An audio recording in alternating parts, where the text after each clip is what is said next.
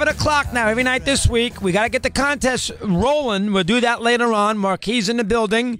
We'll have that contest for you. So if you're out there in L.A. listening, Mr. You-Know-Who, I want to critique. Let's say hello to Paul in Ohio, and he starts us off today. Paul, good afternoon. How are you? What's going on? I'm doing great. I just got off of school. I've been dying to call in all day. I listen to your show. I teach physical education at a high school of 1,600 kids in Ohio, and I've been dying to call in all day. Two things I want to talk about, and I'm sure they'll talk about this. You know, I'm sure you'll talk about this all evening. I call in all the time, by the way. I love your show. The delay of game, I have never in my life, I mean, I'm not a big conspiracy proponent guy, and I'm not much about coercing, and until I saw that game yesterday. As my mom would say, it's as plain as the nose on your face. How in the world, I've never seen a delay of game called after the fact. Like, I would love to see if Jacksonville. That's a very good point. Normally, they call the delay of the game. They blow the whistle right away.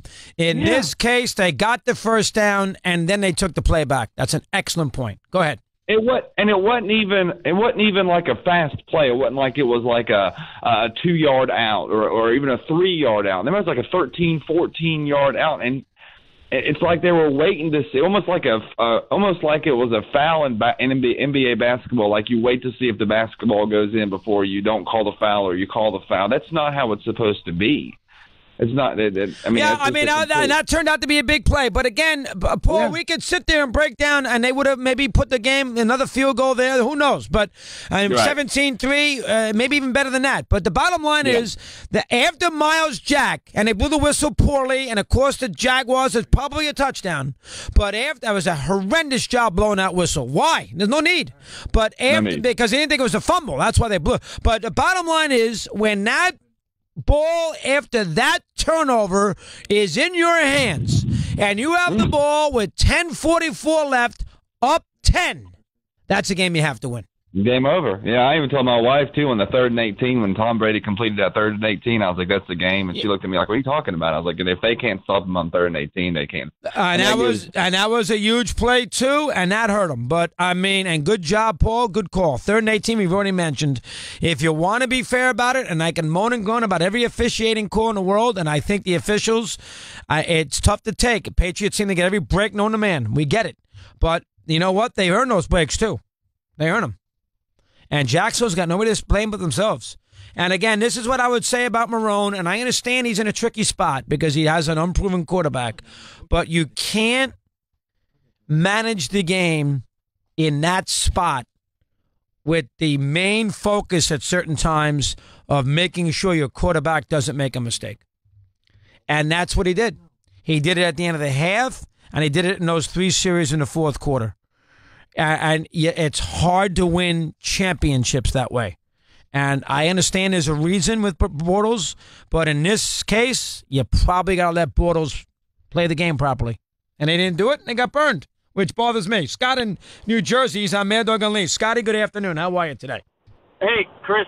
Doing well, thanks. I got 2 things. First, do you think Bortles has shown enough to be the guy next year for Jacksonville, or will they bring somebody in? And then what's going to drive the ratings for this Super Bowl? I mean, it's pretty sheltered up in the Northeast with these 2 teams. And what's going to be the selling point on it? Well, Scott, they will do well at the Super Bowl. Don't worry about that. I mean, you know, the Super Bowl will have, and we'll get to that a little later. Let's focus right now on the game. I have some thoughts on the game that we'll get on the matchup and all those things that we'll get to. And it's, Philadelphia and Boston, it's tricky. So if you live in Omaha, I get it, but let's not focus in on that right now. Andy in Seattle is on Mad Dog Unleashed. Andy, good afternoon. How are you today? Pretty good, Doggy. Yeah, this the animosity with the Pats and the link with maybe the refs, it reminds me when Duke is Duke, people say the refs always have a good whistle for the Blue Devils, so it kind of reminds me of them. There's a little truth to that. Yeah, there's a little truth to that. Now having said that, I just want to bring up that 3rd and 18 was huge, and the Jags defense kind of reminded me of the Seahawks defense when it was up and coming. All these young draft picks are coming into their own and very aggressive, very feisty. And if you remember the Super Bowl 3 years ago, early fourth quarter, Pats down 10. what happened? Patriots facing the 3rd and 15, deep in their own territory. I think Edelman got big beats Chancellor for a big catch, and if Seahawks stop them, Seahawks probably win the Super Bowl. And then last year, I know the Falcons' defense isn't in the same league as either Jacksonville or the Seahawks, but 3 minutes left, the Patriots were like 3rd and long from their own 10-yard line.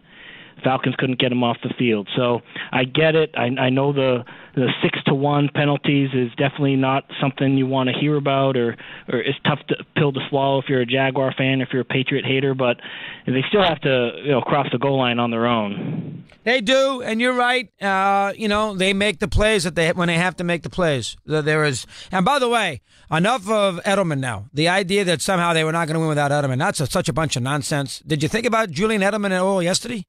I never thought about him once. Did you think about him?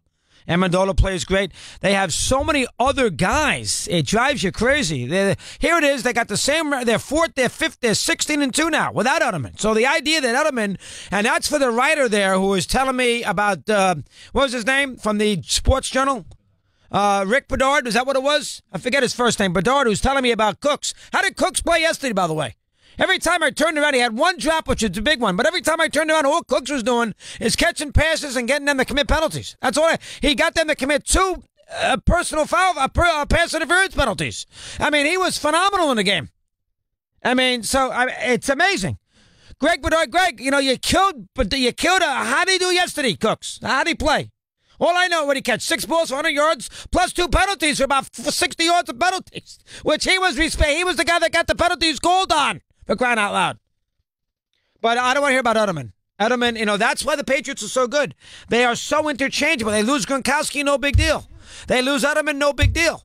They got $1 million, Blunt leaves, no big deal. I mean, Rex Burkhardt hasn't played, no big deal. I mean, it's incredible. Deion Lewis tears his ACL, no big deal.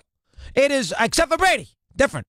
But it's incredible. Aaron Hernandez kills 2 people, no big deal. I mean, it is incredible how they do it on a day-in, day-out basis with this interchangeable part scenario. The kid from Georgia doesn't play. No big deal. Deion Branch leaves. No big deal. It's incredible. I'm fed up with the Pats. I can't take him anymore. I've had it. Now you made my son upset. When you do that, that's the end of it. Here's Huck in Missouri. He's on Mad Dog Unleashed. Huck, good afternoon. How are you today, pal? What do you have for me? Listen, I love you, pal. I appreciate what you sticking up for your boy there. I like that. Now, if you load the bases against Sandy Koufax with 1 out and you don't bring any of the runners in to score, you're going to lose. I mean, that's all there is to it. Jacksonville's up 20-10 with the football. If you give Tom Brady 3 or 4 cracks in the 4th quarter to score touchdowns, he's going to beat you. I mean, that's just all there is to it. I think you can question Marone, you can question some of the play calling, but to me, Chris, Tom Brady won that football game. He absolutely stole it from Jacksonville. 2 touchdowns, last 8:44 of the game. Yep, go ahead. Let me hear. What else? It reminded me a lot of the Seattle Super Bowl in the 4th quarter where that defense, where Brady decides to go into, his win mode, whatever you want to call it, you're not going to beat him. And I'm convinced, Chris, I could get in the slot position and catch 3 or 4 passes. I think Brady is so great. I think Brady makes all those other players what they are. I think he just you just mentioned about 10 or 15 guys that they just plug in. What is the one constant? It's Tom Brady. You could argue that Rob Gronkowski is the greatest tight end in the history of football, and he don't even play in the second half, and they play better. And Belichick. And Belichick, too. No doubt about it. But it was a hell of a game, no question about it. But to me, Brady just stole it away from him. That's all there is to it. He's the greatest. That's it. I love to think Montana. I can't fight that anymore. He's been a 8 Super Bowls now? I can't. Think about it. He's played a half a season in a Super Bowl. Think about it. The man has played half of a season he has played, and he's done it in the Super Bowl. That is hard to believe when you think about it. And Belichick, every time you turn around. Listen, Belichick is I'm sure if you got to know Belichick and he liked you, I'm sure he'd be the greatest guy in the world. And I've heard people tell me that the whole bit. But, I mean, you'd admire him, but he's tough to take in that sideline. He's tough to take in the post game. He's tough to take, but you can't dispute his greatness. It is It is a mind-boggling scenario, and Jacksonville's going to, they're going to rue the day. You don't get many cracks at this. You're going to rue the day. And I'll tell you, something else it tells you, and I don't want to knock Eli either, because Eli, he gets a lot of the credit for this too. It tells you about Coughlin. Coughlin beat him twice in big games. Nobody else can beat him at all. Nobody can beat him at all. Nobody can beat him at all. Kubiak beat him a couple times, but for the most part, nobody can beat him all. At all. They can't. Well, Fox beat him the first time, and then Kubiak beat him the second time. Nobody can beat him at all except Coughlin. That puts him in the Hall of Fame right out of the gate. And forget yesterday. He's not the coach. Nobody can beat him all except for him. And I like Marrone after the game. I thought he handled himself well. Good quotes. I've kind of turned on Marrone. He bothered me a long time ago when basically he played his hand terribly and he left Buffalo and ended up as the offensive assistant to Peyton in New Orleans. He deserved that because he, gave the Bills a tough time and was going to go to the Jets. He deserved that, but he's won me over. And, I loved he did a good job in the post game. He didn't moan and groan about it. He did an excellent job. He brought his team along perfectly. Did a good job. Now, he protected Bortles, so you can make an argument. But Belichick is so much better than any other coach.